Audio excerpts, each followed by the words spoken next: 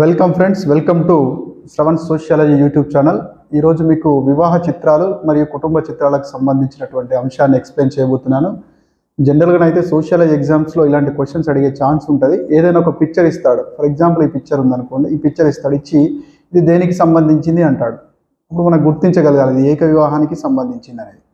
So మన టాపిక్లోకి వెళ్ళే ముందు ఒక్క నిమిషం ఏంటంటే, ఏపీ స్టూడెంట్స్కి అయితే మనకు నిర్వాణ పబ్లికేషన్లో నేను రాసిన బుక్ భారతీయ సమాజం, ఇంగ్లీష్ మీడియం బుక్ 2 ఉంది. అలాగే తెలంగాణ స్టూడెంట్కి ఈ భారతీయ సమాజం అనే బుక్ స్పెషల్గా ఉంది. దాంతోపాటుగా శ్రవణ్ సోషియాలజీ అనే యాప్లో మీకు సోషియాలజీకి సంబంధించిన లేటెస్ట్ ట్రెండ్కి సంబంధించిన టెస్ట్ సిరీస్ కానీ, అలాగే తెలుగు మీడియంలో క్లాసులు కానీ లభిస్తాయి. కొద్ది రోజుల తర్వాత ఇంగ్లీష్ మీడియంలో ఏపీ స్టూడెంట్ కూడా క్లాసులు రావచ్చు. ఎట్ ప్రజెంట్ అయితే తెలుగు మీడియం క్లాసులు మరియు test series English medium, Telugu medium రెండిట్లో లభించడం జరుగుతుంది. సో ఇప్పుడు మనం చూద్దాము ఏంది, ఎట్లా అడుగుతాడు ఈ పటాల మీద క్వశ్చన్స్, రైట్. ఇక్కడ ట్రయాంగులర్ ఉన్నట్టయితే ఇది మేల్ కౌంట్ చేసుకోవాలి, సర్కిల్ ఉంటే స్త్రీ. అలాగే ఇట్లా బాక్స్ ఉందనుకోండి, చతురస్రం ఉందనుకోండి, స్క్వేర్ ఉందనుకోండి, ఇది నాన్ స్పెసిఫిక్ జెండర్ లేదా థర్డ్ జెండర్ అనుకోవాలి. ఇట్లా ట్రయాంగిల్ మీద క్రాస్ ఇచ్చినప్పుడు, కొట్టేసినప్పుడు పురుషుడు మరణించినట్టు లెక్క. అలాగే ఈ సర్కిల్ మీద కొట్టేసినట్టుంటే మరణించిన స్త్రీ అని అర్థం.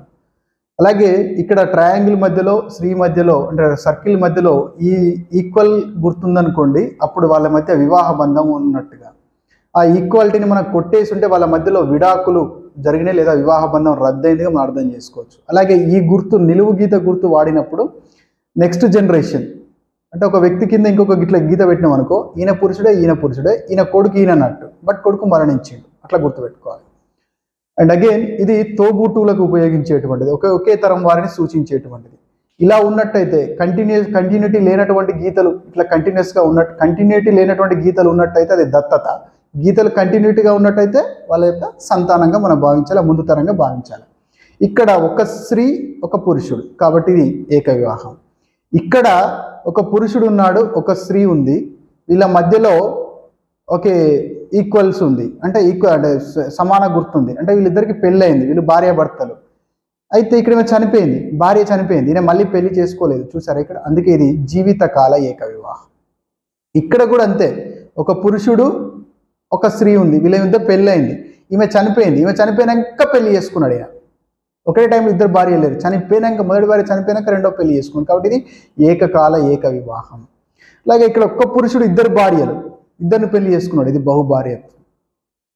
ఇక్కడ ఒక్క స్త్రీ ఇద్దరు పురుషుల్ని పెళ్లి చేసుకున్నది, ఇది బహుభర్తత్వం. ఇదేంది మళ్ళా ఇక్కడ ఏం చెప్పాను, ఈ గుర్తు అంటే తోబుట్టువులు, అంటే ఈ వ్యక్తి యొక్క భార్యలు ఇద్దరు తోబుట్టువులు, అంటే అక్క చెల్లెలను, ఇద్దరు అక్కా చెల్లెలైనటువంటి స్త్రీలను పెళ్లి చేసుకున్నాడు, కాబట్టి ఇది భగిని బహుభార్యత్వం.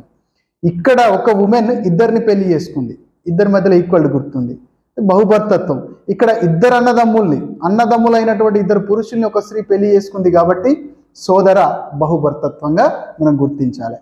అలాగే ఇక్కడ ఒక స్త్రీ ఇద్దరు పురుషుల్ని పెళ్లి చేసుకుంది, కానీ మొదటి భర్త చనిపోయిన తర్వాత ఇంకో పురుషుని పెళ్లి చేసుకుంది. ఏ పురుషుడు మళ్ళా చనిపోయిన భర్త యొక్క సోదరుడు, ఈ గుర్తు పెట్టినాం కాబట్టి దీన్ని దేవర న్యాయం అంటాం. ఇక్కడ కూడా ఒక పురుషుడు ఇద్దరు భార్యల్ని పెళ్లి చేసుకున్నాడు, కానీ ఒక భార్య చనిపోయిన తర్వాత ఇంకో భార్యను పెళ్లి చేసుకున్నాడు. ఆ రెండోసారి పెళ్లి చేసుకున్నాము ఎవరు, చనిపోయిన భార్య యొక్క అవివాహిత సోదరి, కాబట్టి ఇది భార్య భగిని న్యాయంగా గుర్తుపెట్టుకోవాలి. ఇది చిన్న కుటుంబం, 2 తరాలు ఉన్నాయి, 3 తరాల కంటే 3 జనరేషన్స్ కంటే తక్కువ ఉన్నాయి, కాబట్టి ఇది ఒక first generation, second generation. 2 generations కంటే తక్కువ ఉన్నాయి కాబట్టి దాన్ని మనం ప్రైమరీ ఫ్యామిలీ అంటాం, చిన్న కుటుంబం అంటాం, అణుకుటుంబం అంటాం.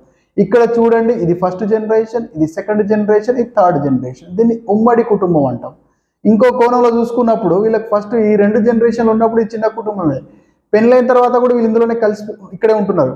వీళ్ళ పిల్లలకు పెళ్ళైన తర్వాత కూడా అందులోనే కలిసిపోతున్నారు. మళ్ళీ వీళ్ళ పిల్లలకు కూడా పెళ్ళైనాక ఆ కుటుంబం అట్లే కొనసాగుతుంది. దాన్ని ఎక్స్టెండెడ్ ఫ్యామిలీ అంటాం, జాయింట్ ఫ్యామిలీ అనొచ్చు, ఎక్స్టెండెడ్ ఫ్యామిలీ అనొచ్చు. తెలుగులో అయితే సాంప్రదాయ ఉమ్మడి కుటుంబం, అవిభాజ్య ఉమ్మడి కుటుంబం కూడా అని అంటాం. కాబట్టి కుటుంబం నుంచి, వివాహం నుంచి ఇలా చిత్రాలు వచ్చినప్పుడు మీరు ఇక్కడ ఈ 4 అంశాలు గుర్తుపెట్టుకుంటే, ట్రయాంగిల్ అంటే ఎవరు, సర్కిల్ అంటే ఎవరు, ఈ స్క్వేర్ అంటే ఎవరు, ఈ కొట్టేసినటువంటి ట్రయాంగిల్ అంటే ఎవరు, కొట్టేసినటువంటి స్క్వేర్ అంటే ఎవరు, ఇలాగా ఉంటే ఏంటి, ఇలాగా ఉంటే ఏంటి, ఈ స్ట్రైట్ గీత ఉంటే ఏంటి, ఇట్లా డౌన్వర్డ్ ఉన్నటువంటి గీత ఉంటే, కపుల్ గీత ఉంటే ఏంటి, ఇలా ఇర్రెగ్యులారిటీ ఉన్నటువంటి డౌన్వర్డ్ గీత ఉంటే ఏంటి అని మీకు తెలుసుంటే ఈజీగా మీరు క్వశ్చన్ చేయగలుగుతారు. Thank you.